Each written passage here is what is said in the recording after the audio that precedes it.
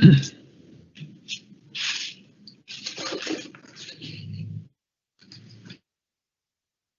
we live yet, Connor? We're live now, Chair. Thank you. Good evening, everyone, and welcome to the Planning Committee. I am Councillor Susan Downing, Chair of the Committee. I will shortly ask all members of the committee to introduce themselves and state the ward that they represent. For members of the public who will be addressing the committee this evening, the procedure for determining each application has been published on the Council's Committee Management Information System, CMIS, along with a notice regarding the broadcast and recording of the meeting. Before we start the meeting, there are a few important housekeeping rules to explain. Speaking at this meeting remains at my discretion as Chair, and only those people who have registered in advance to speak will be allowed to. All applicants must keep their microphones on mute until invited to speak by me. This helps to avoid interference from background noise. When invited to speak, members and officers must turn their cameras on. Members of the public addressing the committee may choose to leave their cameras off if they do not want their image recorded. Members and officers must use the raised hand function to indicate that you want to speak. If you do not have this function on your device, please instead type a Q into the meeting chat. The meeting chat is strictly for members and officers' use only. If at any point the meeting becomes incorrect or we experience technical issues, I will adjourn whilst the issues are resolved. Should any member lose connection during the meeting, they will not be allowed to vote on the application under discussion at the time. I will now open the meeting and hand over to the Democratic Service Officer to announce apologies for absence under Agenda Item 1 and ask each committee member to introduce themselves. Thank you, Chair. Councillor Ahmed? Councillor Zahur Ahmed, representing St Paul's Ward. Councillor Allen? Councillor Pete Allen, representing Great Bridge Ward. Councillor Chidley? Councillor Jenny Chidley, representing Prince's End Ward. Councillor Sharon Davis?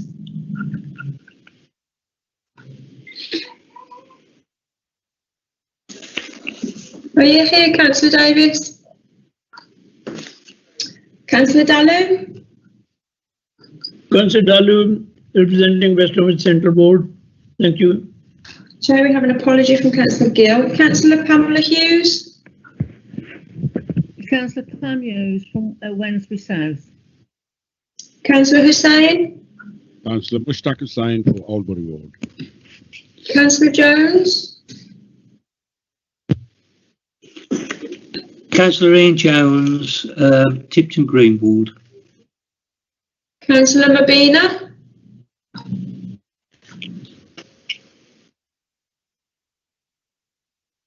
Don't think we've got Councillor Mabina today.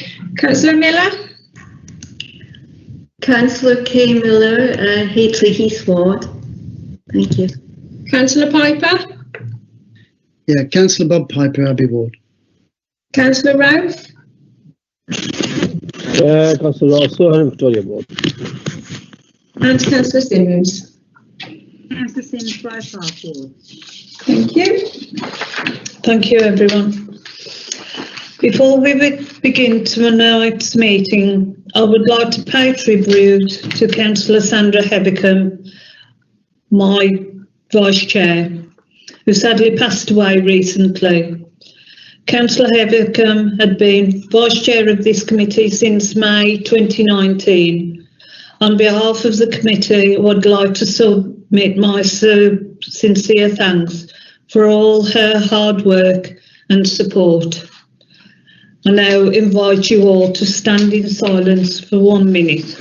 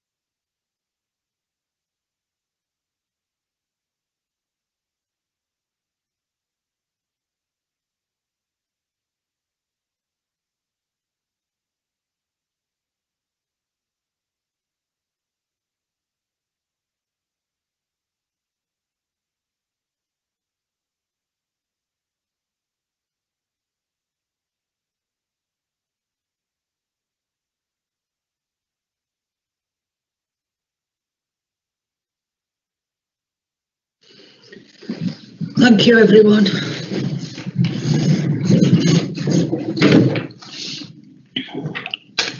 Agenda item 2, declaration of interest.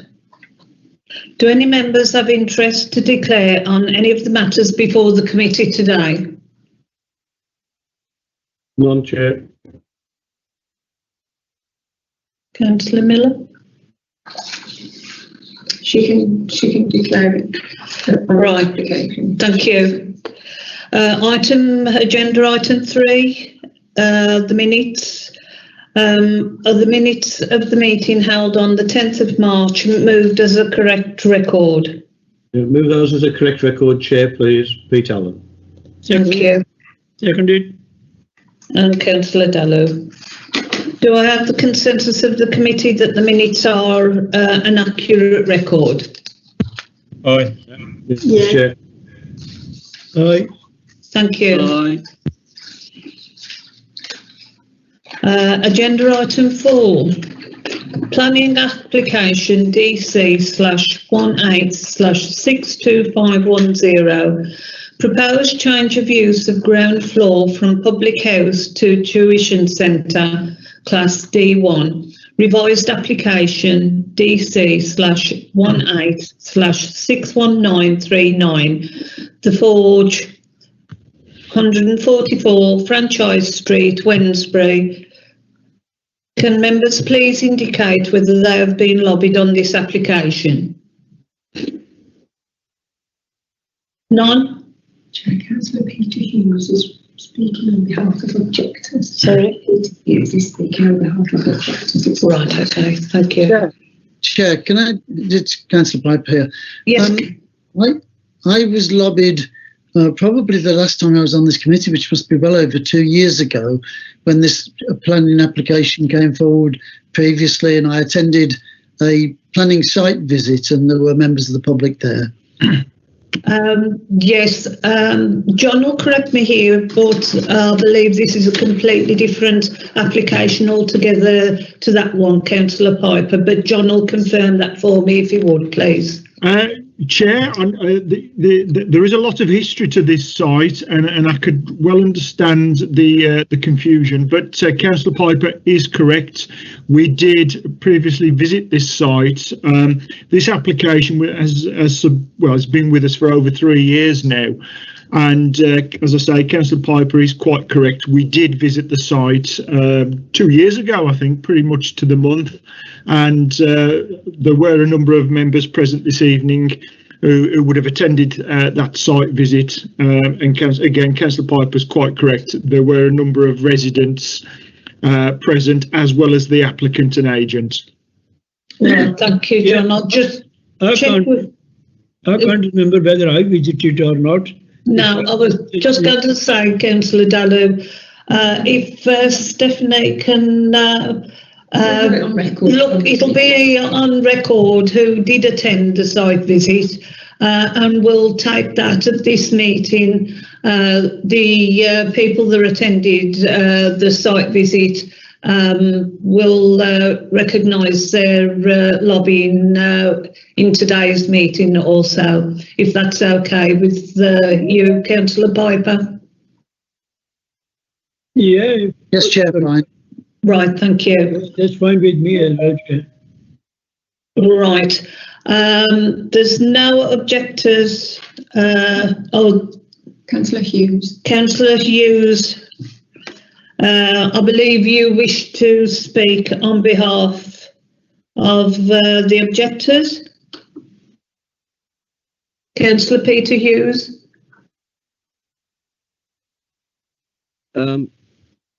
Yes, Chair. Well, I want to speak to the application and put my views as a local ward councillor, knowing the history of this particular application and any that have gone before. And I'd just like to state the situation as I see it, if I'm allowed to do that, please. Right, that'll be fine. So are there any applicants that wish to speak?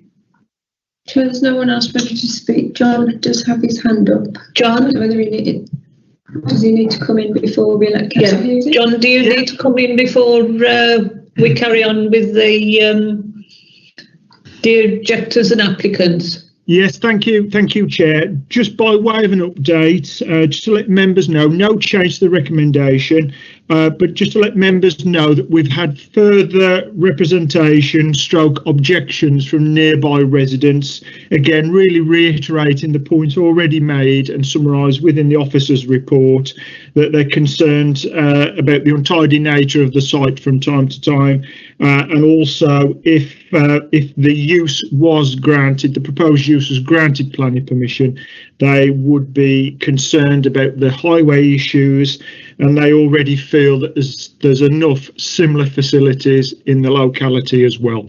Thank you, Chair. Thank you, John. In that case, then, Councillor Hughes, would you like your 5 minutes?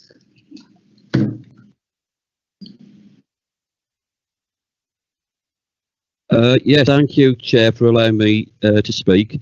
As a local ward councillor, very involved in my community, I've been involved in relation to this application going back several years, as Councillor Piper referred to.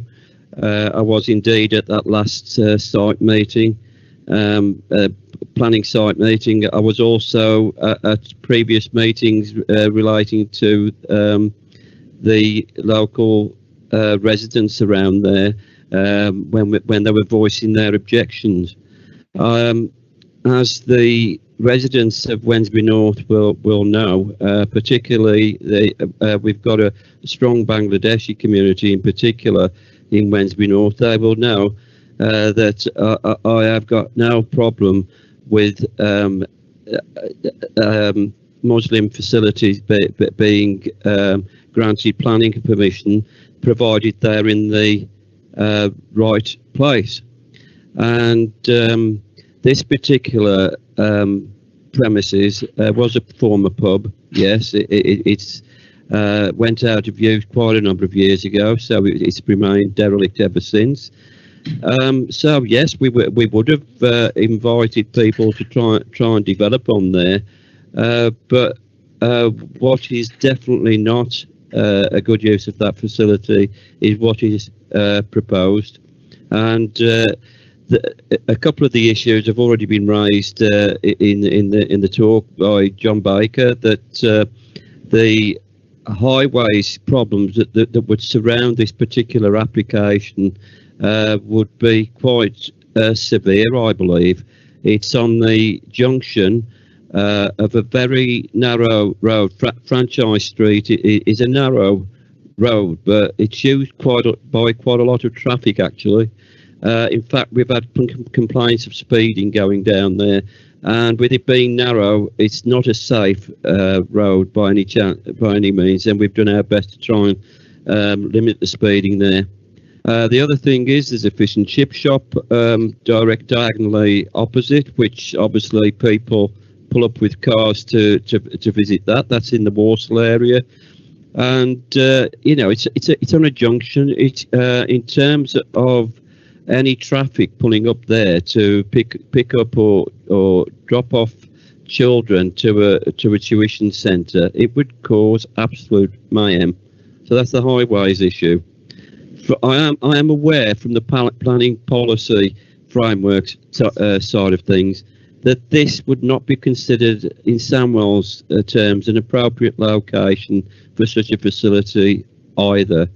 This has been discussed. We've sat down with the planning officer, with members of the community that are putting this application forward, and this has been explained fully to them.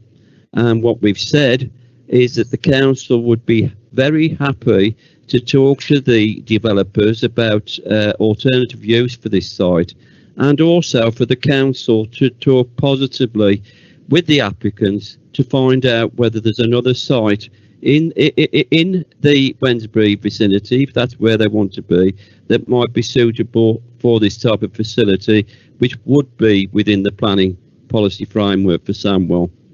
I think the other thing is, within less than a few hundred yards of this site, there are probably 3 other mosques and tuition centres. There's just yes. 1 minute left now, Councillor Okay. Hughes. Okay. Yes, they're certainly not in Wednesbury or Sandwell. Well, they would be classed as Wednesbury if you're talking postal district, but they are literally only just across the boundary. If we're talking about less than a quarter of a mile in about two different directions. So at one of the site visits, actually, I had a Bangladeshi lady come up to me that lives in the Darlaston area that said, why do we need another one of these facilities? We've got adequate facilities in the area. It doesn't need another one. So I think what I'm trying to say is that the location is not appropriate in planning terms. It's not appropriate from a highway terms, and I don't think it's a facility that is required actually in that geography. And I think the applicant should perhaps sit down, look at that. They'd be able to develop this with houses. We were absolutely crying out for houses and bungalows in Wednesbury North, and this site could be used purposely for something else, and the council could sit down with the applicants and find another suitable location. This one, I agree with the planning committee report completely. This one is certainly not suitable. Thank you, Chair. Thank you, Councillor Hughes. Do any members of the committee have any questions that they wish to ask of officers?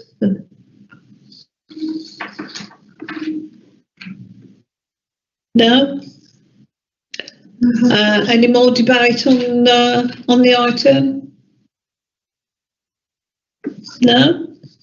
Right, may I ask a member of the committee for a motion in that case then, please? You're not having the applicant here at all? No, the applicant's not here. Okay, in that case, Chair, I would like to propose that we accept the recommendations as laid out in the document and refuse planning permission on the grounds as laid out. I'll second. And Councillor Piper as seconder. Right, in that case, I'll pass on to Democratic Service Officer to take the vote. Thank you, Chair. So the recommendation is that planning permission is refused on the grounds that the proposal does not meet an identified shortfall of education facilities in the location, does not fall within a sustainable location, hence does not meet the aspirations of policy HOU 5 in relation to health and education facilities, and TRAN 2 regarding managing transport impacts of new development. Proposal has provided insufficient information to determine whether the traffic generation associated with the use would have a detrimental impact on highway safety. Chair, are you voting for, against or in favour of that recommendation? For. Thank you. Councillor Ahmed? For. Councillor Allen moved. Councillor Chidley? For. We don't have Councillor Davis. Councillor Damu? For. Councillor Pamela Hughes? For. Councillor Hussain? For. Councillor Jones? For. Councillor Mabina? I don't think we've got Councillor Mabina. Councillor Miller? For. Councillor Piper seconded. Councillor Routh? For. And Councillor Sims? For. That's unanimous, Chair. The application is refused. Thank you, Steph. In that case, we'll now proceed to item 5. Planning application DC/20/64966, proposed 2-storey first floor front extension with 1 large centre dome, 5 corner roof domes and front entrance steps. The Gurdwara Guru Hargo Bind Sahib, Britannia Street, Albury. Can members please indicate whether they have been lobbied on this application? None? Thank you. John, do you have any updates to report? Chair, nothing to add to the recommendation. Thank you. Thank you. There's no objectors have registered to speak, have we? No. We have the applicant's agent, Mr. Sediva, present, and he will speak if required. Do you wish to speak? No, Chair, I mean, if there's no objectors, then I don't really need to say anything more. The application is before you as recommended for approval, and I just request if you could honour your officer's recommendation. Nothing more than that, Chair. Thank you. Right, thank you. Any members of the committee questions? Councillor Jones. Sorry, Chair, it wasn't a question. It was to move the recommendation as laid out in the report, as we have no objectors here as well. Officers' recommendations were then to approve. Right, now the hands. Ahmed did have his hand up, but he's just taken it down. Right, okay. Seconded. That's Councillor Dowling. Right. You want me to move to the vote then, Chair? Right, yeah, we'll move to the vote. The recommendation, as set out in the report, is that planning permission is granted subject to external materials, ground investigation and remediation works, details and implementation of the proposed new drop crossing, and reinstatement of footway where necessary. Chair, are you for, against, or abstaining? For. Councillor Ahmed? For. Councillor Allen? For. Councillor Chidley? For. Councillor Dalu seconded the motion. Councillor Pamela Hughes? For. Councillor Hussain? For. Councillor Jones moved it. Councillor Miller? For. Councillor Piper? For. Councillor Ralph? For. And Councillor Sims? For. Thank you, that's unanimous. The application is approved. Right, thank you, Steph. That application is approved. That notification will be sent out to you shortly. Thank you, Chair. Thank you very much. Thank you to the committee. You're welcome. Good night. Thank you. Good night. Item 6, planning application DC/20/65059, proposed residential development comprising of 223 dwellings with associated car parking, boundary treatment, landscaping, improvement of the existing access and play area, land at Hall Green Road, Hall Green, West Bromwich. Can members please indicate whether they have been lobbied on this application? Yeah, can I just mention that I think I was probably cabinet member when these proposals were originally brought, but I do know that they have been amended since significantly, so I need guidance on that. That's right, Councillor Jones. We will record that for you. And Councillor Miller? I've been lobbied on this application. Do you need to know any more than that? Was it you were lobbied by objectors? By objector. And you'll be speaking on behalf of objectors at the meeting this evening, Yeah. So you won't be taking councillors part. anyway, yeah. Yeah, so you won't be taking part in the debate or the vote on this application. Right, thank you, Councillor Miller. I'll let you know when we need for you to speak, okay, when you've got your 5 minutes. Thank you. Right, John, do you have any updates to report? Yes, thank you, Chair. Just two minor updates. Firstly, members, you will note that there is an amended plan within your pack for this evening. It shows that the private drives are in fact labelled as private roads. There is a difference under highway legislation, but it was important that that the roads are actually shown as private roads. And secondly, just by way of an update, we have had a response from the district valuer. As part of the report, you will note that we have a policy whereby we look for any new housing development of this size, we look for up to 25% of the properties being made affordable housing, unless the developer can demonstrate that the scheme wouldn't be viable. In this instance, the district valuer has come back to confirm that the scheme wouldn't be viable if we ask for the full 25%. However, they don't clarify as to what point the scheme would be viable, so officers need to engage in further discussion. Thank you. Right, thank you, John.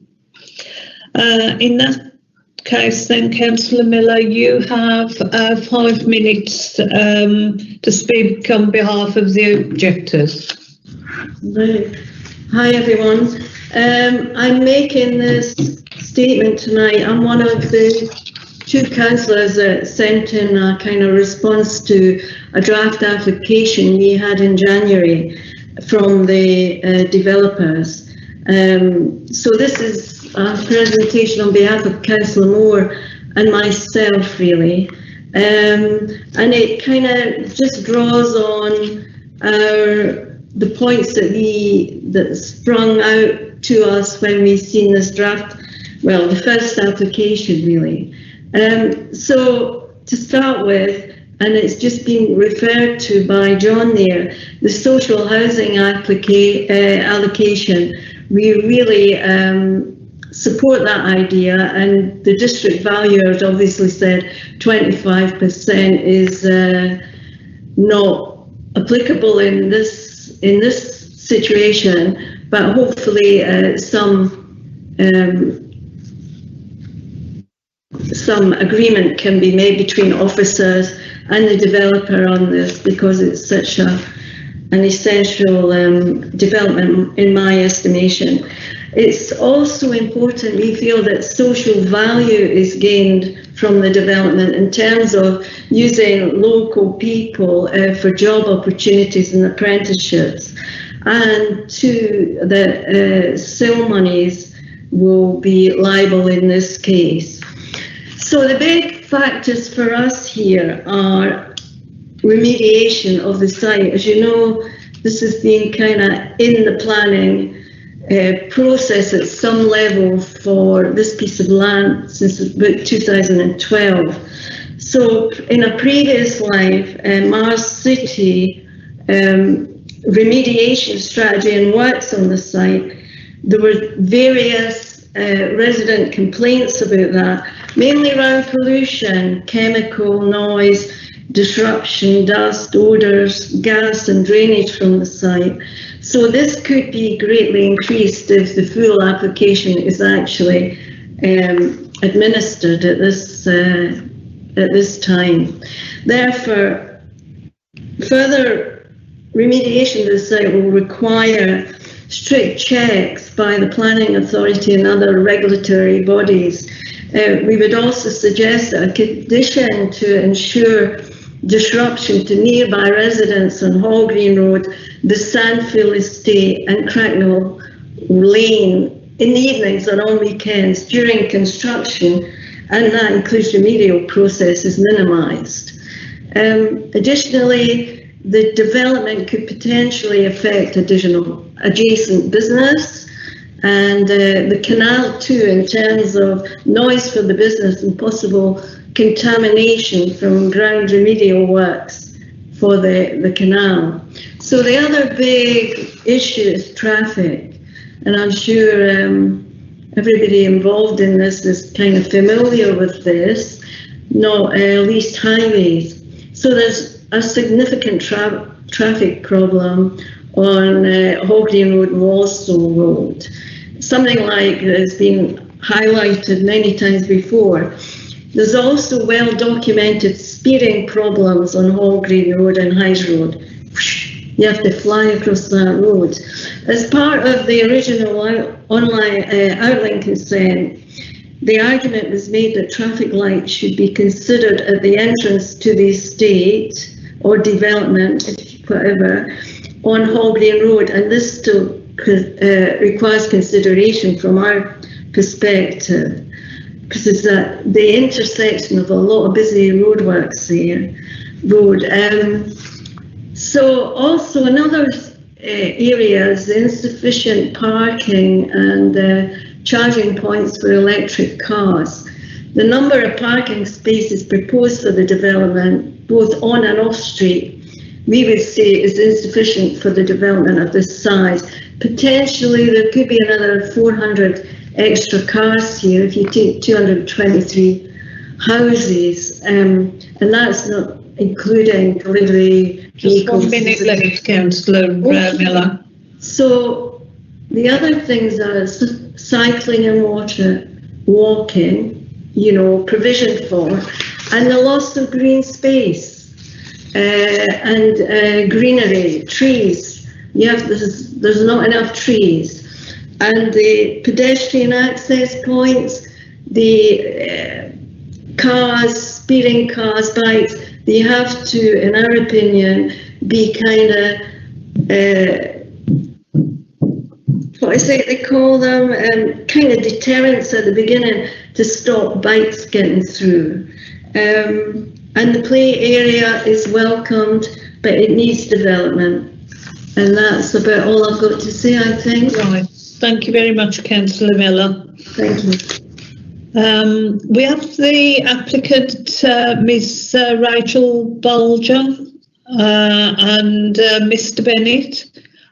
Would either of you wish to speak? Yes, please, Chair. Right. Do you want to split your 5 minutes between you, or just one of you speak? Joe's just going to read our statement, if that's okay, Chair. Okay, that's fine. You have 5 minutes then, Mr. Bennett. Thank you. Good evening, members, ladies and gentlemen. I'm the planning consultant acting on behalf of the applicants, Countryside Properties. I intend to keep this brief. The officers covered the matters excellently in their report. It's also a site which many of you will no doubt be familiar with, being allocated for residential development. Countryside Properties initially sought pre-app advice, and following the submission of this application, have worked closely with planning, urban design and highway officers to reach an agreeable position in respect to the proposed layout and to deliver a swift delivery of 223 homes on this brownfield vacant site, which we're aware has been the subject of antisocial behaviour for some time. The site's complex nature required the submission of a financial viability appraisal, which, as has been touched on, concluded the policy compliant scheme is unviable, so it's unlikely that any Section 106 contributions can be made. However, the scheme will attract a seal payment of just under £400,000, which the local authority will allocate to off-site improvements within the locality. The scheme will deliver a good mix of 2, 3 and 4 bedroom homes for sale on the open market and for private rent. And whilst the scheme's viability precludes affordable housing provision, at present, delivery of these homes will greatly assist the local authority in meeting their housing targets, which have fallen behind in recent years. The site has been vacant for a significant amount of time, and the approval of this application would finally bring much needed investment, including the employment of local people. In consultation with Canals and River Trust, we have been able to provide an additional link to the canal. In line with previous applications, we provide also pedestrian footways onto Hall Green Road, Needwood Grove and Campville Crescent, including barriers to prevent bikes and similar from entering, motorised bikes, I should say. For a small number of residents on Campville Crescent, the application also introduces rear access to properties which hadn't ever been properly formalised. As shown on the elevation drawings and plans, the proposed development is a very high standard, providing a quality development in a sustainable location. Prior to submission of the application, the applicants engaged in a large public consultation exercise. Whilst the pandemic makes this difficult, we did deliver leaflets to more than 500 local residents and businesses. Response rates were relatively low, but together with the extensive planning history of the site, there's a suggestion of widespread acceptance amongst local people that the principle has been established. The majority did respond more positive about the layout, and I've had many subsequent queries about when homes are going to be available. But we do acknowledge some concerns have been raised, and I'll touch on some of those briefly now. The applicants appreciate that contamination is of the site, and the remediation is obviously a very important consideration. Countryside Properties have a strong track record of successfully developing high quality residential schemes on brownfield and heavily contaminated sites. you will be familiar with the completed schemes at Dalton Road, Mafeking Road and Sandwell.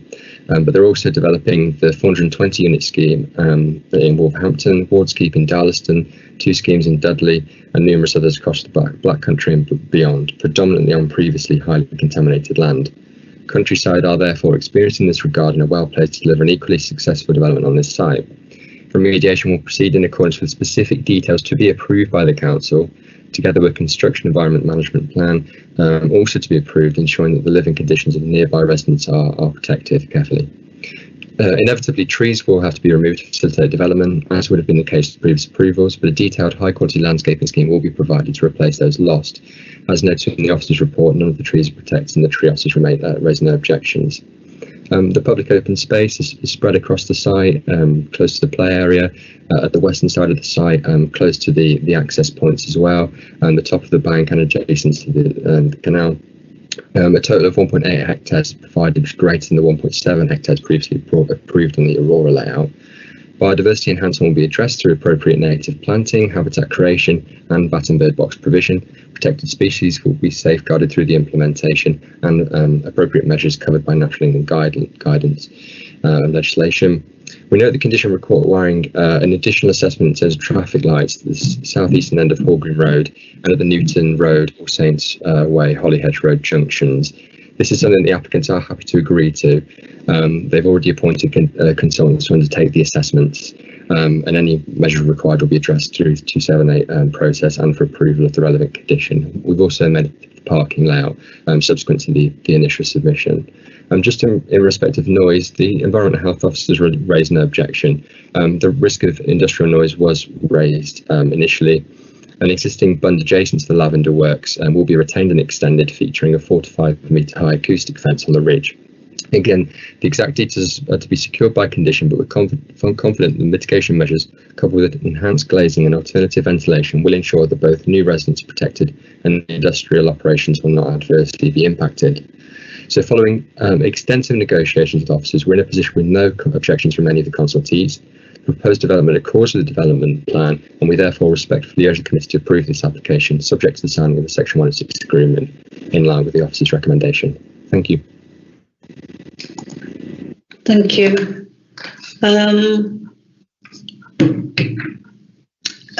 Ms.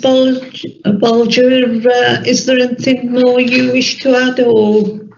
No, there's nothing else I need to add. I am here obviously to answer any questions. Right. I'm planning manager for Countryside, so I'm the applicant, and obviously as Joe explained, he's our planning consultant. So we're both happy to answer any questions that members might have. Right, thank you very much. Do any members of the committee have any questions in that case? Councillor Allen. Thank you, Chair. This is obviously for the applicant. I don't think in all the years I've been involved in Con I've seen quite so many conditions laid down on there. I mean, we've got 31 there. Are you comfortable with all of those? We've obviously heard from Councillor Miller, and we've got the things like the social values and skills, job opportunities, footpath links. We've got the local area for equipment for play, electric vehicle charging, public open space, details of where the canals are going to integrated, and probably most importantly, the most surprising one, but welcome, is bird boxes. So you've got 31 conditions there. Okay. Are you going to be able to meet all of those? In brief, yes. We've had planning applications with many more conditions than that in the Black Country. So we did discuss the conditions with the case officer, and we previously agreed that all those conditions were acceptable.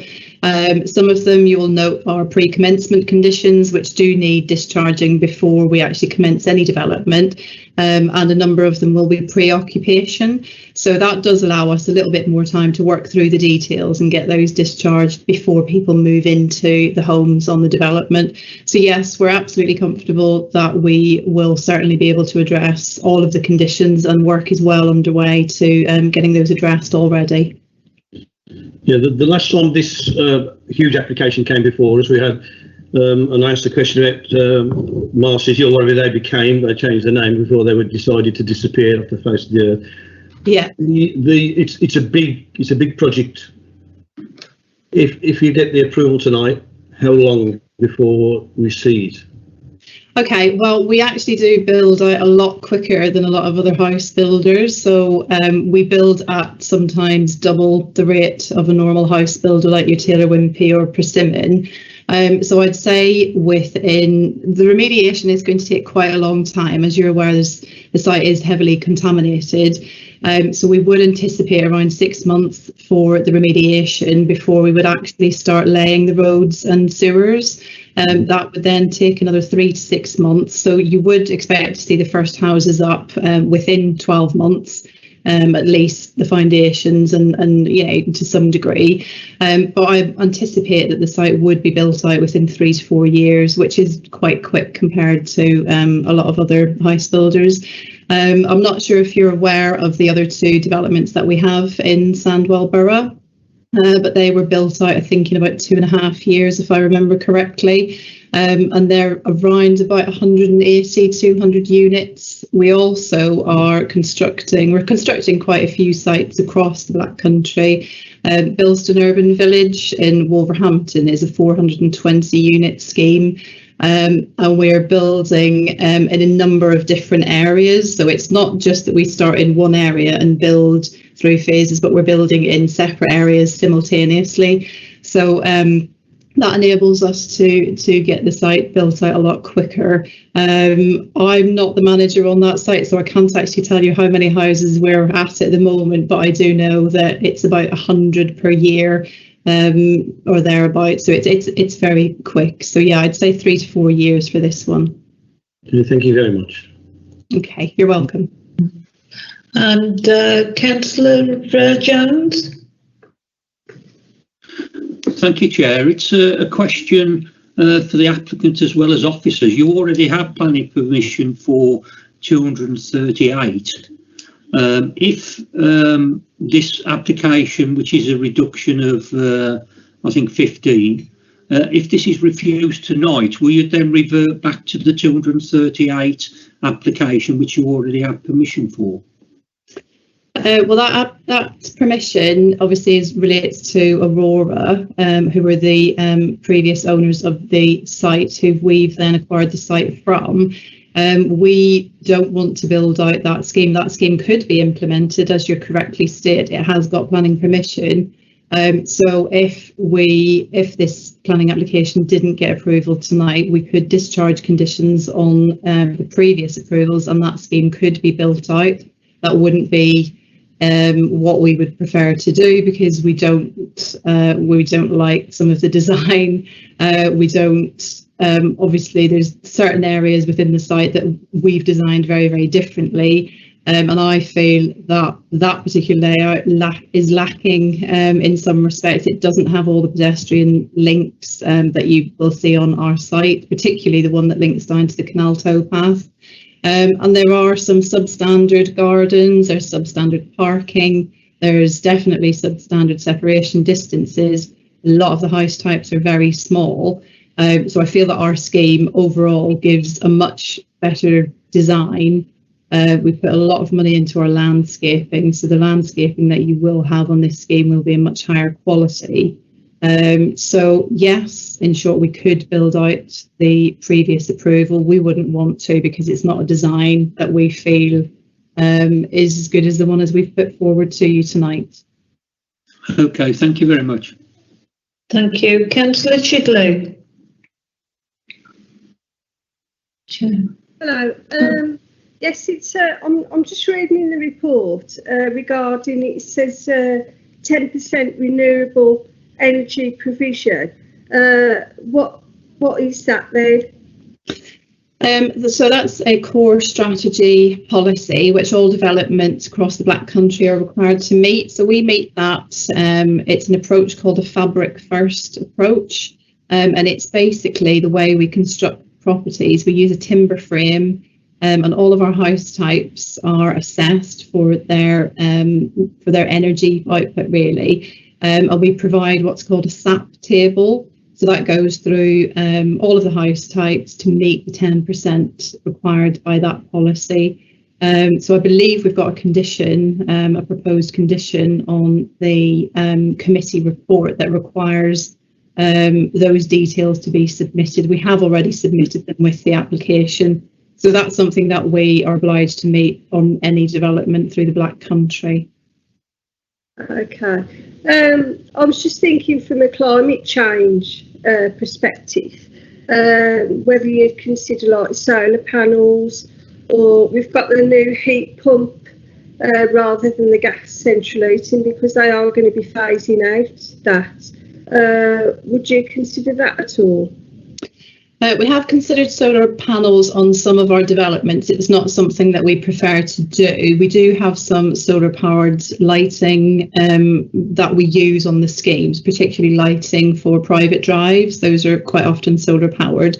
So that's not sort of in respect of the house types themselves, but there have been issues with solar panels, the typical ones that you find on roofs, and it's not something that we find, works best for us. But obviously there are other things that we can do. We do provide the boilers. I can't remember the terminology, but it's the boilers that have the low NOx output.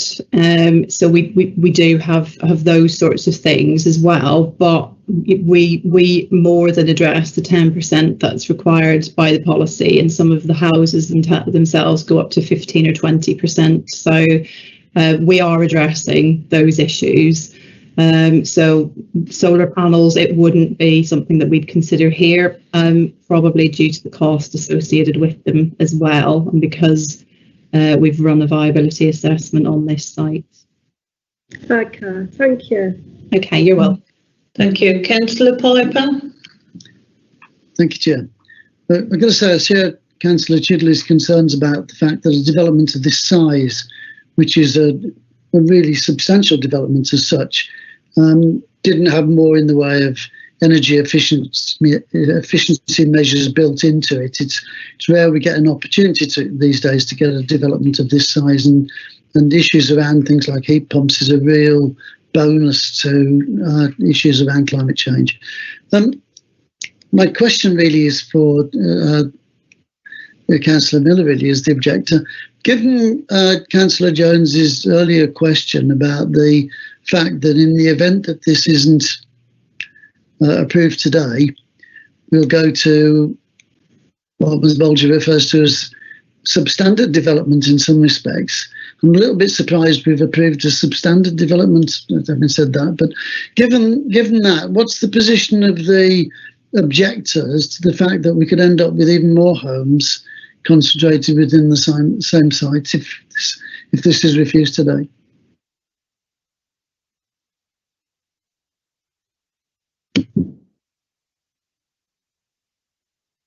Is that a question for Councillor Miller to answer, or myself? Sorry. It was aimed at Councillor Miller, yeah. Okay.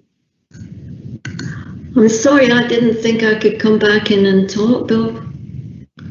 Can if your question. You can ask. You can answer a question, Councillor Miller. Can you repeat the question? Because when I heard my name, I just thought I can't speak. So repeat the question, Robin. Okay. I mean, we've heard that in the event that these plans aren't approved today, the developers have got planning consent to go ahead with what's regarded as a substandard development compared with this. What I want to know is, what is the objector's position to that previous application? Is that previous application something you're prepared to live with instead of this application?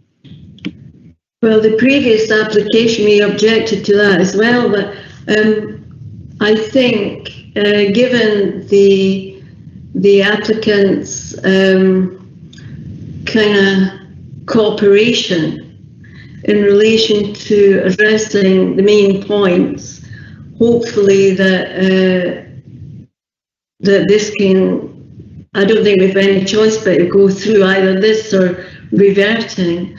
I think this is possibly a better application than the last one, if I was speaking frankly. Does that answer the question? Yes, thank you, Kay. Okay. All right, thank you both. Can I just ask John Baker a question, please? John, the application with all the conditions, do we cover the whale washing and actions taken to keep dust down when the remedials are being done? Yes, thank you, Chair. It's a very pertinent question, and indeed those elements are covered through the plethora of conditions that are before yourselves this evening. As regards the first point there, Chair, I'll just steer you to condition 5 on the recommendation, which does ask for a construction environmental management plan, and that would be the sort of document that would cover the issues that you raised there. And Chair, if I may add to the discussion, just picking up on the points that Councillor Piper and Chidley have made, there are a lot of conditions there, but I think that represents a couple of factors. One, the complexities around this site and the size of scheme, but also the fact that the applicant has worked well with officers as well to get to this point. It really has been a good process of cooperation there. But a lot of the issues and concerns that Councillor Miller quite rightly raised are covered off through the conditions before you this evening, Chair. I'll touch upon a few: the social values, remediation, the construction working hours, the landscaping, the cycling. These are all issues that Councillor Miller raised as I say, quite rightly as concerns, but they are covered off with the recommendation before you this evening. Thank you. Right. Thank you, John. Councillor Chidley? Yeah, this is a question or a comment to John Baker. Yeah, looking at the climate change perspective, it's just got the 10% renewable energy provision. I'm just a bit thinking, do we need the heat pumps, because it is quite a significant number of houses that are being built, and it is going to take 3 or 4 years. What do you think, John? It's again, Councillor Chidley, it's a very relevant issue, isn't it? It's not just a renewable energy provision. It's the whole package there. There is part of the recommendation that we're looking at. You touched upon the boiler situation, for example, and I know Rachel mentioned it. Part of the conditions, we're asking for the low NOx boilers. We're also asking for electric vehicle charging points. We're trying to promote cycling as well as part of the development. So there is a whole package of measures there, Councillor Chidley, above and beyond just the 10% renewable energy condition that's been referred to. Okay, thank you. Councillor Jones? Thank you, Chair. It's a question to John. One is the confirmation that what the applicant has said about the previous application, which has got planning permission, and that's the interpretation was that if this gets refused, then they could revert back to the previous application, whether that is correct or not, just for clarification. And also that it was also mentioned that £400,000 SIL money was going to be attracted from this site. The 25% social housing requirement has been or will be relaxed. Would that attract any additional SIL money or monies coming to local authority because of that relaxation on what number it would be or not? Right, okay. The first question, Councillor Jones, regarding the implementation of the previous permission, it is quite correct what the applicant stated. Planning permission there's been various permissions granted, hasn't there, over recent years. But those permissions were implemented. There were works regarding reclamation of the site which already began, and so that implemented the previous permission. So yes, if the developer wished to build out the previous approvals, they would be perfectly entitled to do so. Regarding the SIL monies, yeah, you're quite right. SIL is based on the floor area of the properties proposed. So yes, we would, as already been alluded to, the development would attract in the region of £400,000 in SIL money. Clearly at Sandwell, we put that SIL money into two pots. First of all, there is the 80%, what we call the 80% borough-wide pot. So the intention there is to spend SIL on some big infrastructure projects to be determined across the borough. But there's also a 15% local towns pot. So that could be spent on a variety of projects at the local level in and around this site. So we do have that. And you'll have to forgive me, I forget there was a third element to your question as well. It was whether with the reduction of the 25% social housing, there would be additional SIL or other funding coming to local authority to compensate for that. Right, I think the starting point there, Councillor Jones, again, it's a very relevant question. The starting point is that the council's policy does, as a starting point, we do ask for 25% affordable housing contribution. However, there is a caveat to that 25%, and it's all around the viability of the scheme. I mean, clearly, and part of the reason why we have so many conditions on this recommendation this evening is due to the challenging ground conditions. Even by Black Country standards, it's a challenge.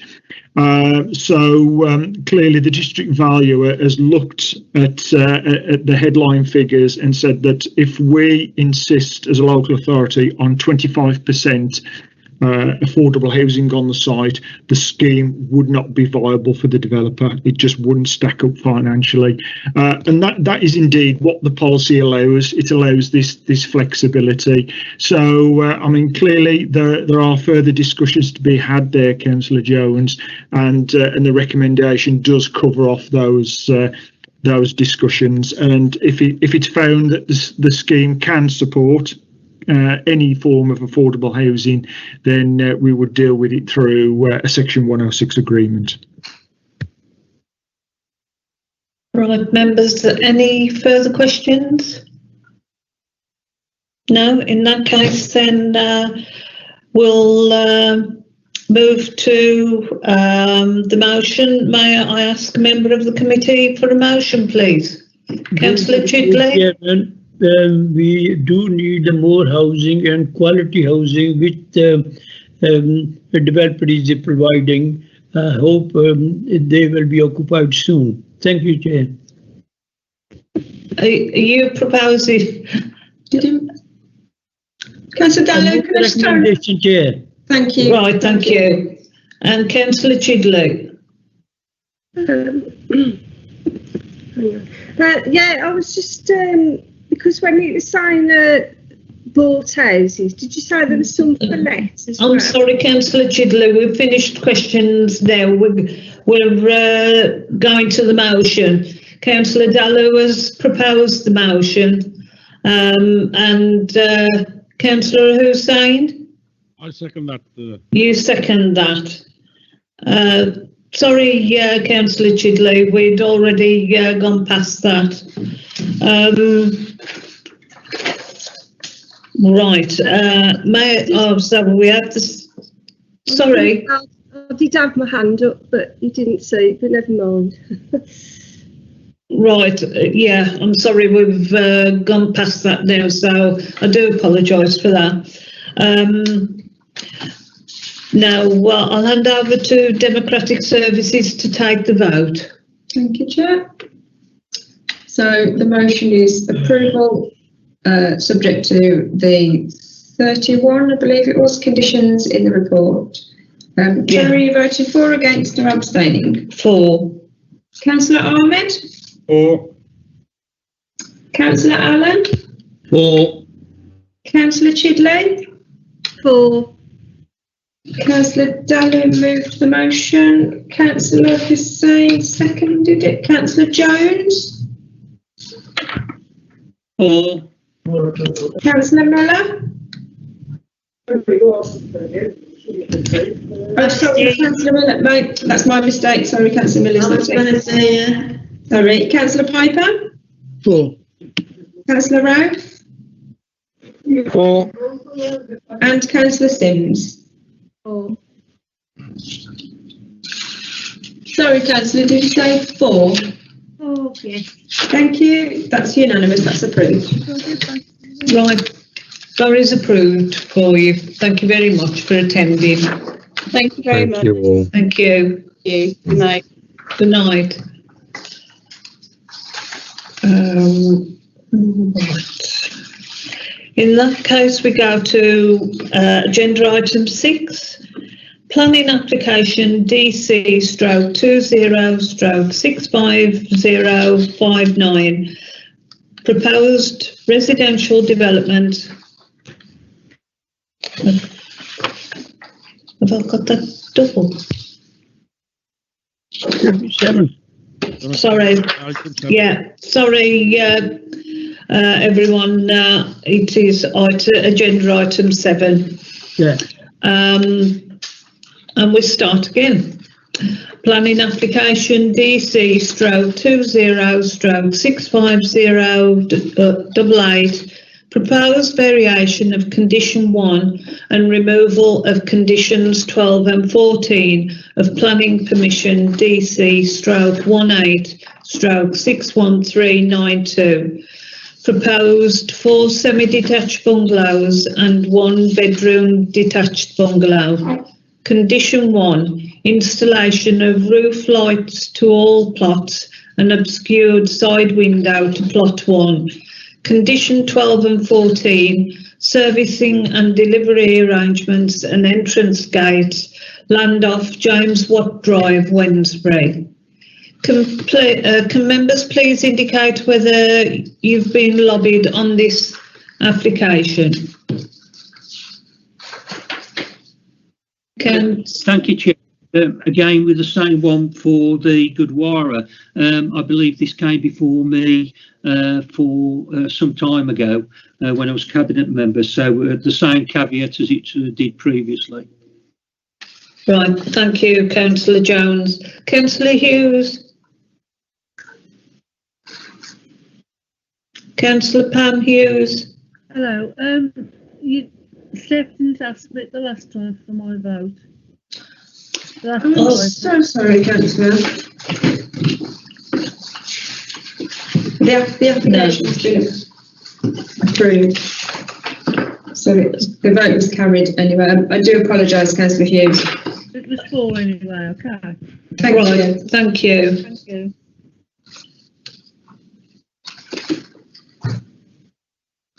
Right, so have you taken Councillor Jones? Yes. No. Yeah, okay. There's no objectors registered to speak. Okay, we have Councillor Peter Hughes registered to speak. Oh, we have on that He's the latest. Right, okay. Right, okay. In that case, Councillor Peter Hughes, you have 5 minutes to speak.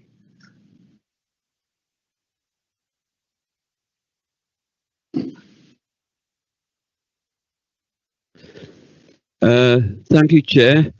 Now, I've decided to speak on this because this morning I saw emails passing to and from the planning officer on this case and local residents who actually copied me into those email trails. And I am aware that the residents wanted to speak on this had they had the chance to do so.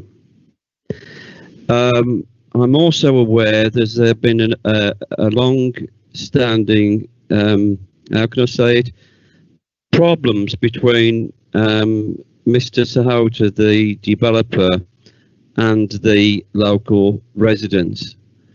Mr. Sahota first got involved with developing the properties in this area with the former waterworks site, and also further down the road, the old St Paul's Institute building, both of which he converted into apartments. Following that, there was some derelict land to the rear of St Paul's Institute, which is accessed from James Watt Drive, where he chose to build some bungalows. I have to say that as local councillors, the 3 ward councillors, we've all been happy with the fact that the area has been developed. The St Paul's Institute was an antisocial behaviour problem for residents living in the area, and the site at the rear was also overgrown and very unsightly. So in some ways, the developments you would on the face of it would be considered to be good developments, but the issue that there has been is at every turn Mr. Sahota has come up against objections of various kinds. And I have to say, despite the mediation of ourselves as councillors, and we've done our best to actually walk a middle line on all of this, and we've done our best to mediate on many issues, including parking and what have you, and other issues that have come about as a result of the developments. Councillor Hughes, can I just stop you there, please? Can you be more specific as to the application? I'm leading on to that, because where I'm going to with this is that the reason that you would have had an objection from residents here this evening, had they been able to do so, would be the manner in which the developer has gone about at times doing things, and unfortunately this has led to objections. There will have been written objections coming on this, and I'm sure that Mr. Baker will actually state that. But in fact, the objections are being done because Mr. Sahota has gone ahead and done something which wasn't on the planning application to begin with. In other words, it's a retrospective planning application. Mr. Sahota is experienced enough on planning issues to know that how we should go about developing places. And my message to him this evening is that to develop, he needs to work with the local community. And what we have here is residents objecting to something for the sake of it, and they will continue to do so with Mr. Sahota. I know full well that the windows, the skylights that are here, there's no reason why retrospective application consent should be given to this, provided they are obscured glass. But what I'm trying to say, this should never have been a retrospective application in the first place. It should have been put in properly. And if he wanted those conditions removed, which are condition 12 and 14, also, he should have done that way before now. He works alongside planning officers. They've spent a lot of time with Mr. Sahota over the years. I'm aware of that. And I'm just saying, on behalf of the residents, he must, in future, work with the residents, work with ward councillors in relation to his developments. And I'm talking on behalf of the residents here in relation to this particular issue. We would not have a problem. We would not have objections if it weren't the case that he's done something or gone about things in the wrong way. That's what I'm saying. Right. I think I'd like to have explained what condition 12 and 14 were in there for in the first place. By the way, and Right, why they're considered not necessary now. That will come up in the questions. I'm Thank sure members will take that up on your behalf. Thank you. Before Mr. Sahauter speaks, I've just omitted to ask John Baker if there was any updates on the report. So if we can go back to that first and then continue on. John, sorry about that. No, not a problem, Chair. Fortunately, there was nothing to add from officer's perspective. Okay, right, thank you. In that case, then, Mr. Sahauter, you have 5 minutes to speak.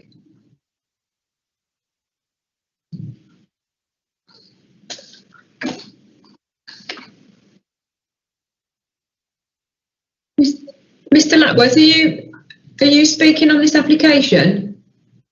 You're on mute. We can't hear you. Hi, can you hear me? Yes, Yes, we can that's it now. Thank you. Okay. Good evening, Chair, councillors, ladies and gentlemen.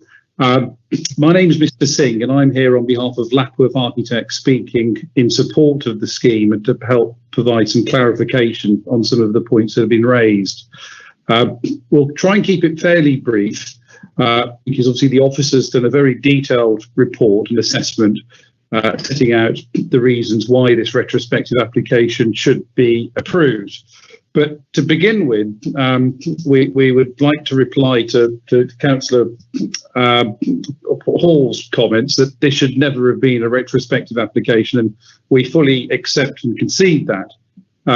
Of course, there has been difficulties and issues with the lockdown and the COVID situation in terms of stuff not happening at the pace that we ought to have made the changes, perhaps on behalf of Mr. Toyota, and that's led to some of the issues here. Nonetheless, we welcome the recommendation of the local authority to approve the variation in conditions and removal of conditions 12 and 14. And we appreciate the council's proactive, collaborative approach which they've taken.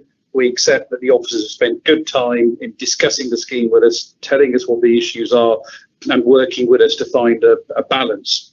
As per the technical guidance, permitted development rights for householders provide for installation of roof lights under Class C, with Section C1B, detailing that a roof window cannot protrude above the roof by a maximum of 0.15. And it's important to note that the windows which have been installed comply with this requirement. Further, as agreed by the council, the location of the windows is more than 21 metres in distance from the neighbouring properties. And in addition, they've been installed at a height ranging between 1.9 and 2.3 metres above the floor level, meaning that it makes it rather effortful for one to be able to look out onto the gardens of Brunswick Park Road, let alone any of the dwellings. Furthermore, the applicant has agreed to make it glazed, despite there being no requirement for him to do so, as per the technical guidance and the permitted development. The applicant has made efforts to address the concerns raised by residents and the planning officers, and tried to address them as best he can. We've altered the height of the proposed windows, and obviously we've taken on board the comments raised by the council, and indeed we've conceded to make them obscure glazed. Happy to take any questions, and we apologise for this being a retrospective application. But please do take into consideration the COVID and the lockdown situation has unfortunately added to the issues here. Thank you. Right, thank you. Before we actually go to questions, can I just come back to John? If he could please elaborate on the conditions, condition 1 and condition 12 and 14, so that we are clear what is being asked for. Yes, thank you, Chair. I think that's a good point. Just to be clear, first of all, we've got the installation of the roof lights. Mr. Ting is quite correct in that changes to the permitted development rights, the new Class C, which is fairly new, would normally permit such roof lights to be installed. But in this instance, when the bungalows are given original permission, that permitted development right was removed in terms of any alterations to the roofs of the bungalows and the house. That said, we are quite happy that the installation of the roof lights is not going to jeopardise any of the neighbouring properties' privacy. They are small. They are in the roof, and the rooms served are bedrooms. But as the belt and braces measure, the applicant has agreed to obscure glaze the roof lights. Well, effectively, it would be an obscure glaze film installed on the roof lights, and we're following that through by condition as well. As I say, I think that's sort of belt and braces with that. Conditions 12 to 14, they were originally in connection with servicing and delivery in connection with a former scout hut that occupied the site. When planning permission was originally granted for this scheme, back 3 years ago now, there was a scout hut on the site, and the intention was from the applicant that he was going to use it for the storage of materials in connection with his other building projects in and around the area. That's no longer the case now, so he's seeking removal of those conditions. And similarly, the original scheme was going to be gated. There were going to be entrance gates installed, and the applicant no longer wishes to install the gates. So we're quite happy for that condition to be removed, Chair. Okay, thank you very much, John. Right, so does the committee have any questions? No? Right, in that case, can I ask a member of the committee for a motion, please? No? So, Councillor Allen? Thank you, Chair. Yes, on the basis of what we've heard, I'd move recommendations as laid out in the paperwork, and leave it at that. Thank you, Chair. Thank you. And Councillor Hussain, do you want to second that? I second that, Chair. Thank you. Right, thank you. So I'll hand over to Stephanie to take the vote then. Thank you, Chair. So the recommendation is the planning permission is granted subject to the conditions of applications 18, 6, 1 through 9, 2, removing conditions 12 and 14 with the inclusion of an additional condition, which is that prior to the bungalows being first occupied, the roof light shall be obscure glazed to the satisfaction of the local planning authority and retained as such. Chair, are you voting for, against or abstaining? For. Councillor Ahmed? For. Councillor Allen moved the recommendation. Councillor Chidley? For. Councillor Dalu? For. Councillor Pamela Hughes? For. Councillor Hussain seconded the motion. Councillor Jones? For. Councillor Miller? For. Councillor Piper? For. Councillor Ralph? For. Councillor Sims? For. That's carried. The application is approved.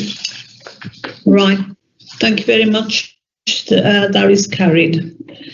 On to item number 8, planning application DC/21/65144, proposed first floor extension and loft conversion, including rear dormer to form 4 self-contained flats. The Sow and Pig, 26 Hilltop, West Bromwich. Can members please indicate whether they've been lobbied on this application? No one lobbied? In that case then, John, do we have any updates? Yes, we do, Chair. Just the one. We've had a request from colleagues in Highways for an extra condition. They're asking that if members were minded to approve the proposal this evening, they're asking for a parking management plan to be submitted and approved, effectively allocating parking spaces to each of the proposed flats. Thank you. Right, thank you, John. Right, we have a Ms. Susan Cowley-Shaw and Mr. David Ralph have registered to speak on behalf of objectors. Do you both wish to speak? Yes. You do. In that case, then you have 2.5 minutes each. So, Ms. College, yes, I'm afraid that's the ruling. 2.5 minutes, 5 minutes between you. So, Ms. College, your 2.5 minutes start now.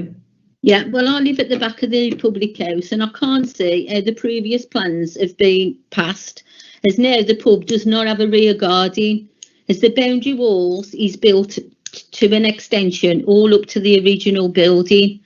But I was told in January 2010 it was a new boundary wall. And I asked Anjo the question that if I wanted to knock it down because it looks an absolute site my side to build a new one, but it's part of their extension now, which I wasn't told. And the first floor building will affect my privacy, as it will be looking over into my property. Also, the existing extension is all around the boundary wall, so there's got to be an health and safety issue and a fire concern to the customers in the pub. And surely it's going to be that area is going to be overcrowded. I do put up with noise, which is naturally a pub, but I don't want any extra noise. And surely that building on the first floor is going to devaluate my house. Plus, there's also new developments just yards away. The new Talbot 10 apartments, Black Lake, just yards away, 17 apartments with 53 houses. Phoenix Street has been built with 128 homes and all the other buildings that you've now approved.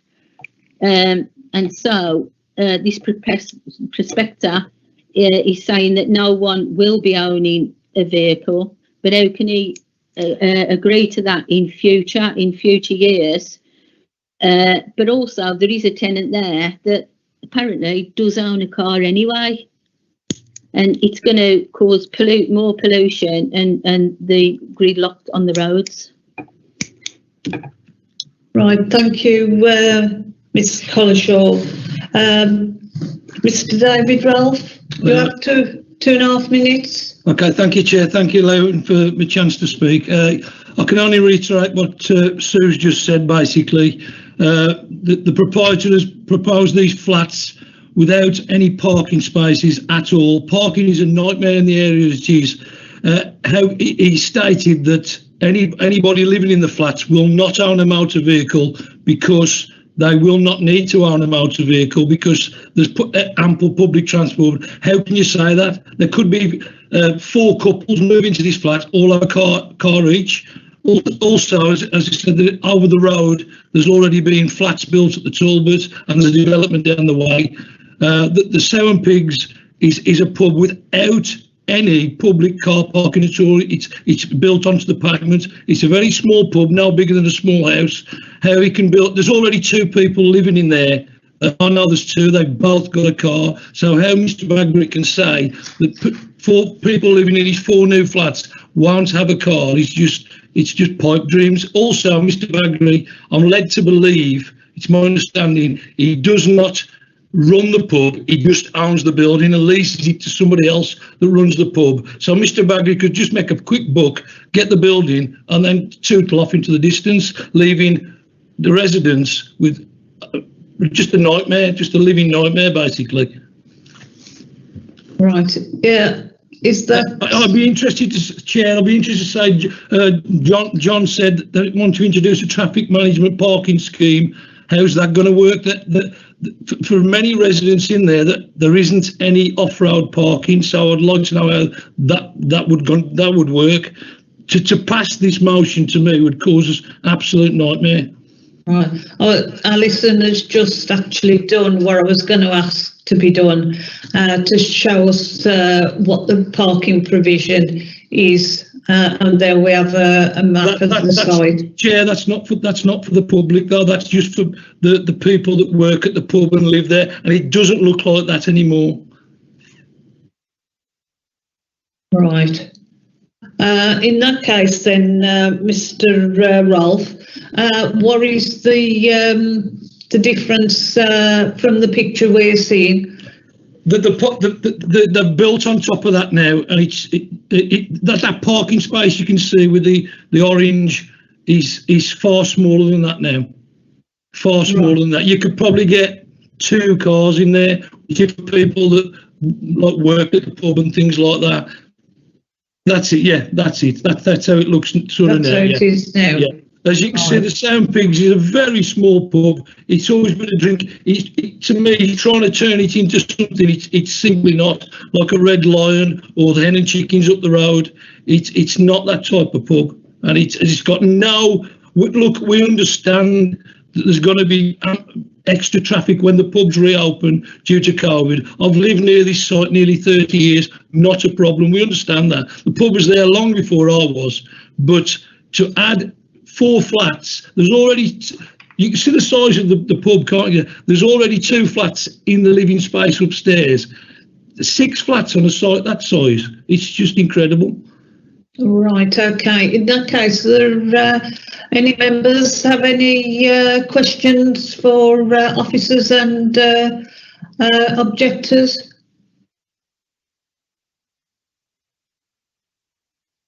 No questions at all? Councillor Allen. Hands are up. Sorry. I can't. Councillor Allen, Councillor Jones and Councillor Piper. Right. And Councillor Dallin. Councillor Allen? Yeah, okay. This is one for Robin, please. Can you tell us what the Highways views are and why you come up to an idea of having a traffic management plan when obviously it doesn't seem quite feasible? So, Robin, would you like to respond? Yeah, thank you, Councillor. Yeah, we have assessed the parking arrangements at the site. There are some off-street parking spaces, and our recommendation is that they should be allocated first to the residents of the flats.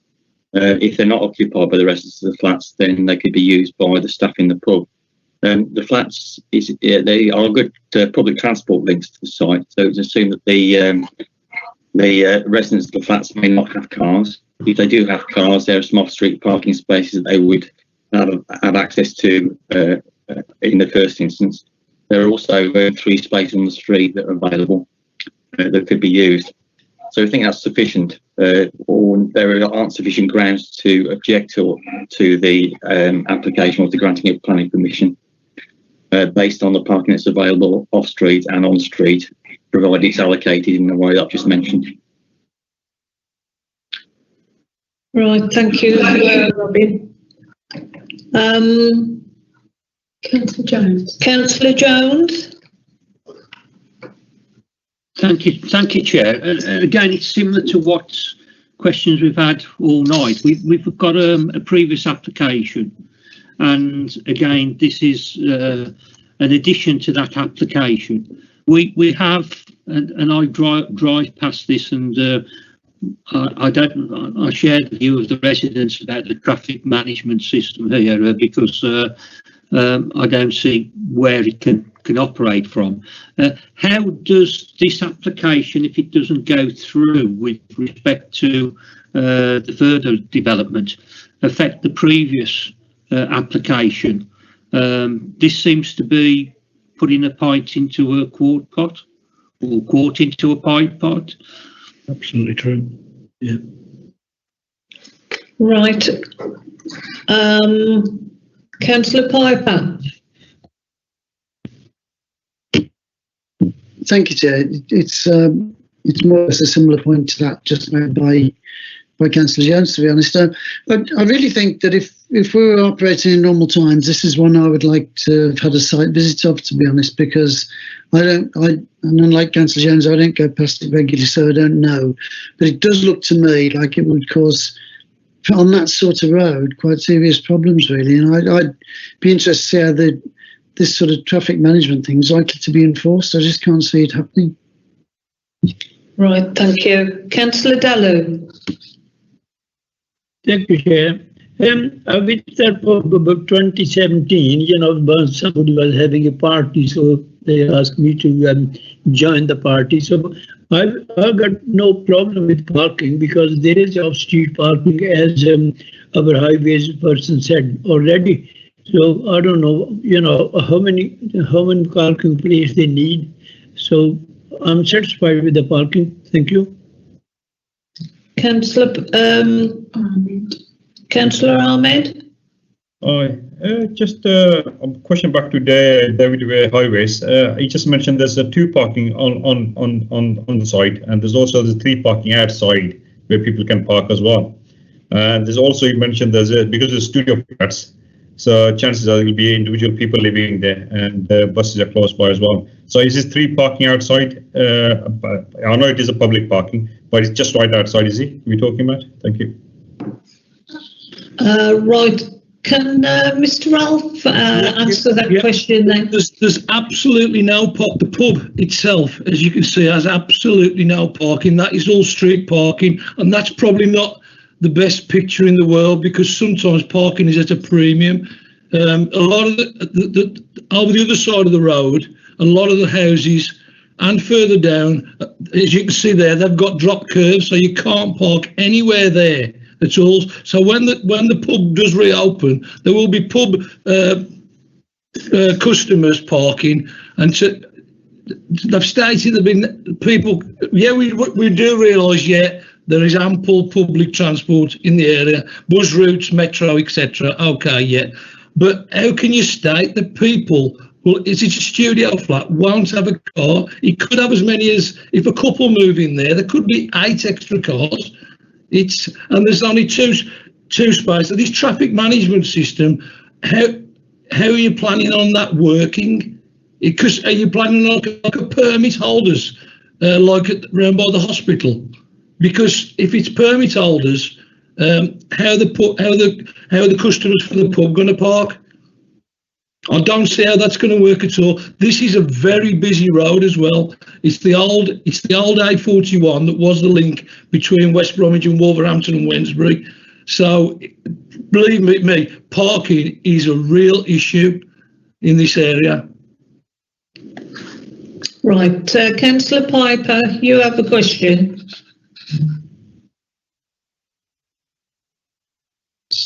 Sorry, Chair, it's a very ancient hand.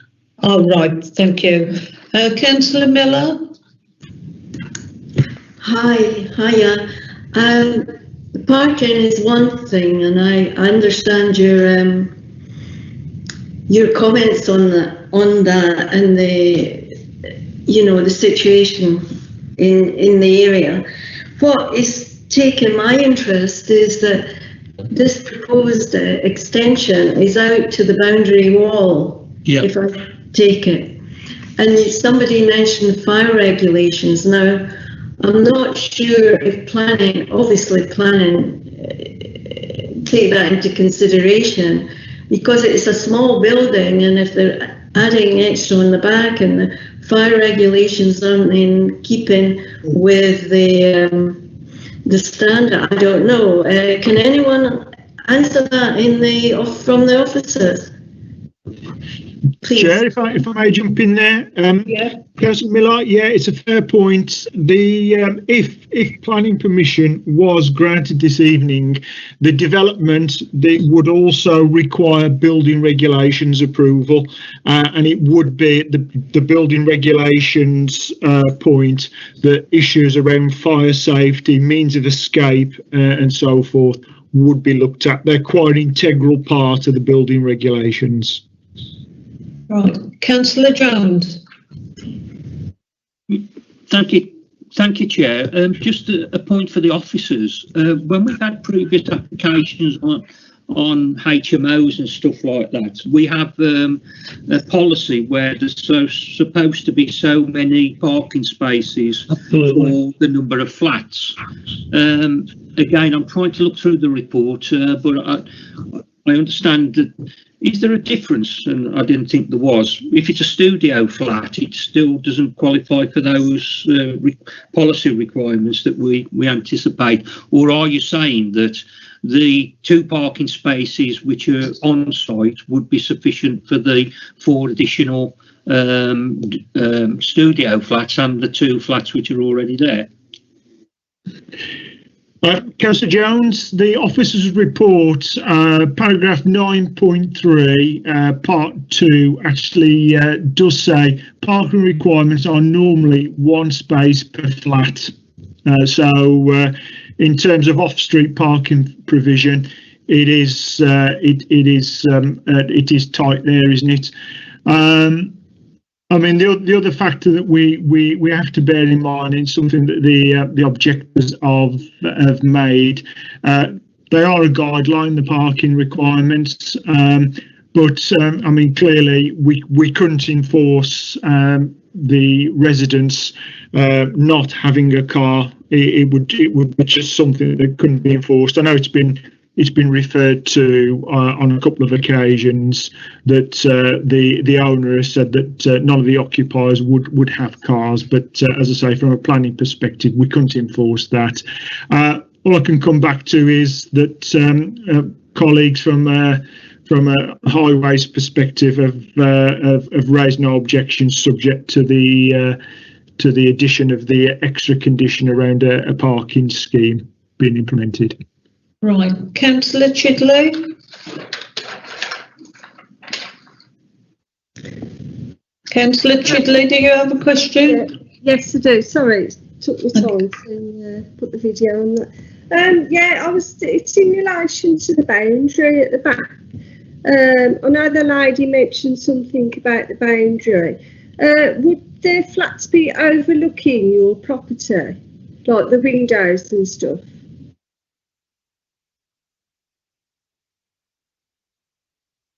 That's to the lady.